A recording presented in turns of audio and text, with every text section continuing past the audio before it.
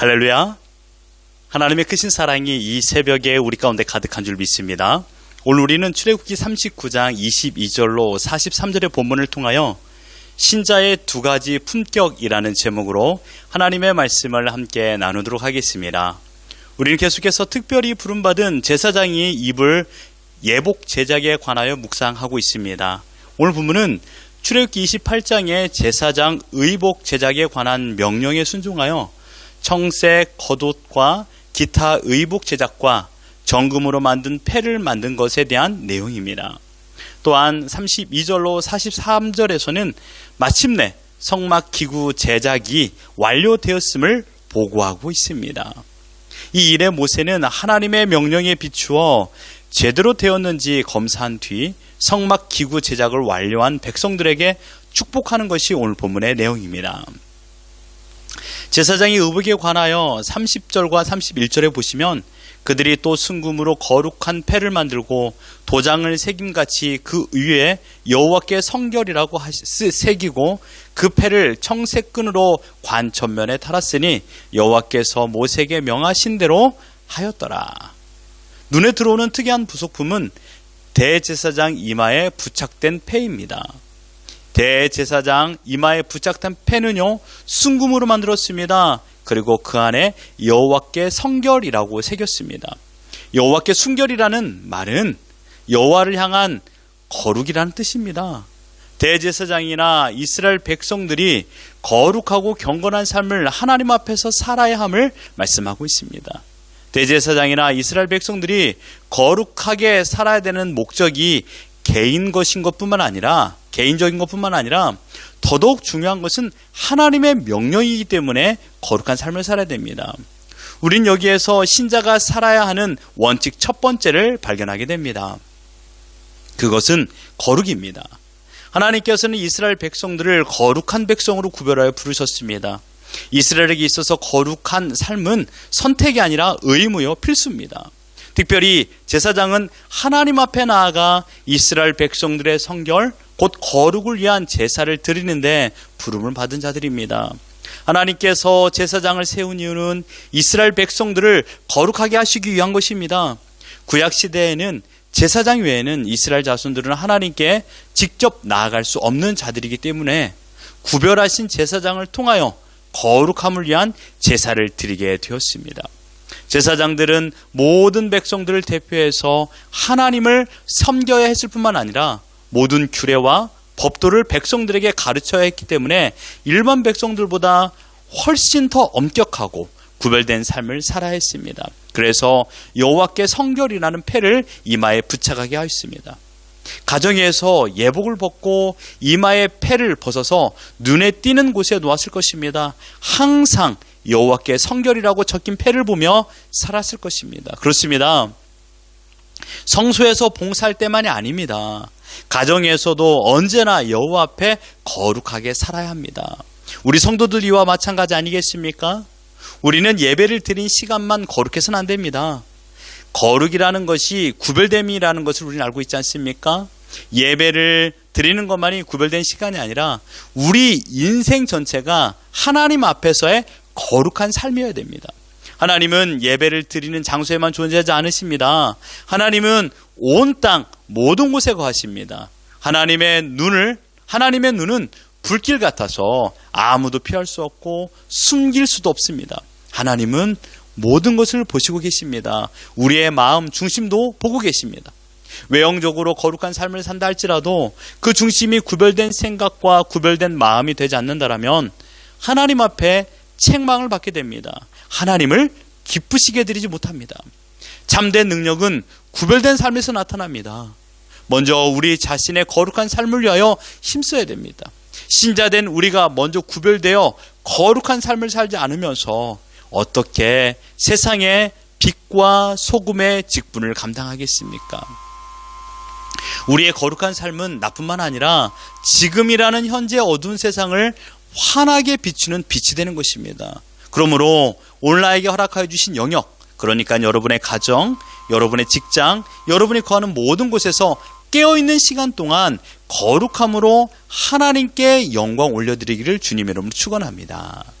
한 가지 더 본문에서 우리가 생각할 수 있는 것은요, 32절로 43절의 성막 완성 기사입니다. 마침내 성막 기구 제작이 완료되었습니다. 32절을 보시면요, 이스라엘 자손이 이와 같이 성막 곧 회막의 모든 역사를 마치되 여호와께서 모세에게 명령하신 대로 다 행하였다라고 말하고 있습니다. 하나님의 명령대로 성막에 관련된 모든 것을 다 제작하였습니다. 성막과 기구들은 오로지 하나님의 명령대로 지어졌습니다. 매우 중요한 것은 여호와께서 모세에게 명령하신 대로 다 행하였다 이것입니다. 한치의 틀림없이 하나님의 명령대로 수행되었다는 사실입니다. 성막 건축은 애초에 오직 하나님의 뜻에 의하여 시작되었으며 모든 세부사항에 이르기까지 전적으로 하나님의 지시에만 따라서 진행되었습니다. 성막의 내외 디자인은 물론이거니와 그것들을 만들 각종 재료뿐 아니라 공사 책임자에 이르기까지 하나님께서 일일이 친히 지시해 주셨던 것입니다. 이제 완성된 부품들을 조립해서 성막을 완공하는 단계에서도 역시 마찬가지였습니다. 그 모든 과정을 거쳐 모세뿐만 아니라 이스라엘 온 백성이 한 것이라고는 단 한 가지, 오직 하나님께서 명하신 그대로 순종했던 것뿐입니다. 우린 여기에서 신자가 살아야 되는 두 번째 원칙을 발견하게 됩니다. 그것은 순종입니다. 순종이란 우리의 신앙생활에 있어서 나사를 꼭 죄는 것과 같습니다. 만약 느슨해지면 그 사람의 신앙이라는 것은 언제 어디서 풀려버리고 사고가 날지 알 수 없는 지극히 불안하고 위험한 상태가 될 수밖에 없습니다. 여러분, 하나님의 뜻과 하나님의 말씀을 모르는 분 계십니까? 어떻게 살아야 되고 무엇을 해야 되고 무엇을 하지 말아야 될지 모르시는 분 계십니까? 아닙니다. 우리는 하나님의 뜻을 다 알고 있습니다.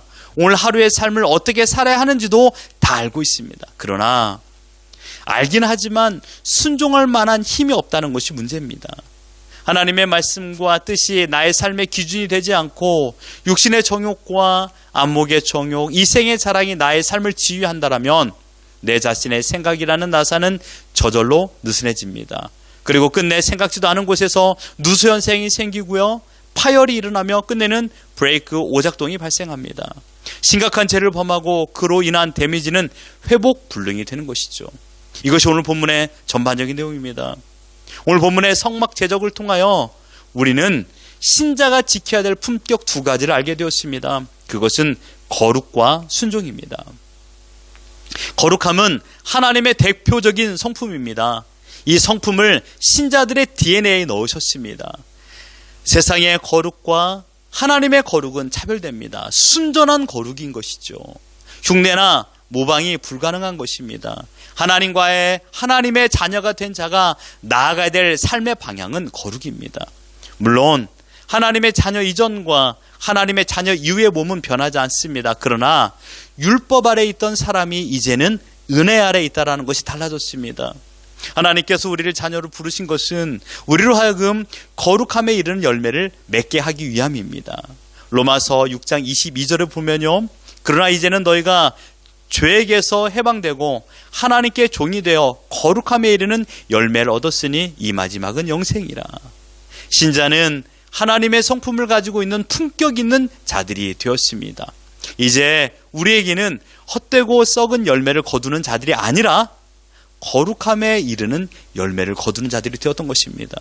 그저 몸만 예배당에 왔다 갔다 하는 교인이 아니라 자신의 교회 생활 구석구석에서, 우리의 삶의 구석구석에서 경건의 관유를 부음으로써 결국은 우리 주님과 똑같이 완벽해지는 거룩한 형체로 변화되는 그날까지 우리는 매일마다 하나님의 성품, 즉 거룩을 따라 살아야 되는 것입니다. 또한 순종은 어떠합니까? 신자의 품격의 순종의 모델은 예수님이십니다. 예수님의 순종은 생명을 드리는 순종이었습니다. 여러분의 품격을 유지하기 위하여 무슨 향수를 쓰십니까? 예수님의 순종을 리모델링해야 됩니다. 주님을 닮은 순종, 주님의 향기의 순종, 순종이 신자를 더욱 신자답게 만들어줍니다. 사람은 멋스러울 때가 가장 아름답습니다. 신자의 멋스러움은 거룩과 순종의 삶에서 나타날 때입니다. 신자의 자긍심은 거룩과 순종에서 나타납니다. 신자의 품격은 거룩과 순종입니다. 여러분 기억하십시오. 품격은 자연적으로 생기지 않습니다. 품격은 만들어지고 지키는 것입니다. 한번 생긴 품격이라고 해서 유지되는 것이 아닙니다. 품격은 지켜야 됩니다. 그렇지 않으면 엉망이 되어버립니다. 하나님의 위대한 은혜로 말미암아 우리는 구원을 받았습니다. 세상의 구원보다 더 값진 선물이 어디 있겠습니까? 이제 우리는 구원 얻은 신자로서 새로운 삶의 가치관을 살아야 될 자들이 되었습니다. 그것은 거룩과 순종입니다. 이것만이 신자를 더욱 신자답게 만드는 세상과의 구별된 삶의 태도입니다. 세상 사람들의 관점으로 보면 이해할 수 없는 논리죠. 세상 사람들이 보면 뭐 그렇게 유달나게 신앙생활 하느냐라고 생각하지만 그런 말에 여러분 주눅 들지 마십시오. 그런 시각에 여러분의 마음을 빼앗기지도 마십시오. 우리는 하나님의 자녀로서의 품격 있고 격조 있는 삶을 살아야 됩니다. 여러분 신자로서의 채통을 지키시길 바랍니다. 거룩과 순종은 다듬는 과정을 통하여 더욱 아름답게 빛나는 다이아몬드 원석과 같습니다. 오늘 우리는 연단의 강도를 통하여 거룩과 순종의 퀄리티를 더욱 높이는 과정을 경험할 것입니다. 그러나 두려워하지 마십시오. 인내할 수 있는 힘조차도 하나님께서 허락하여 주십니다. 주님 오시는 그날까지 우리는 하나님의 성품인 거룩함으로 살아야 하며 주님의 순종을 따라 오늘도 하나님의 말씀에 인도함을 받아야 살아야 됩니다. 신자의 품격은 거룩과 순종입니다. 신자로서의 멋있는 품격을 지키시며 오늘을 살아가는 우리 모두가 되기를 예수 그리스도 이름으로 축원합니다.